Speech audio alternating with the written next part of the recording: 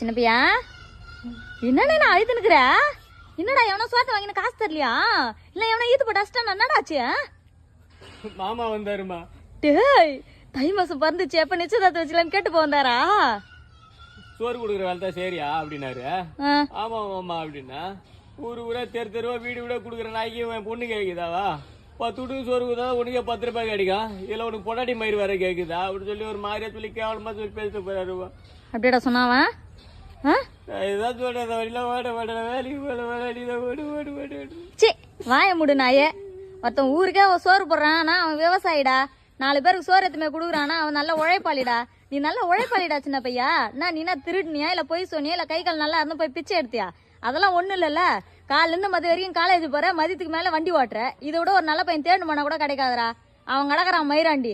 பேசுறனா 1000 பேசின்னு தான் இருக்கும். உனக்கு என்ன?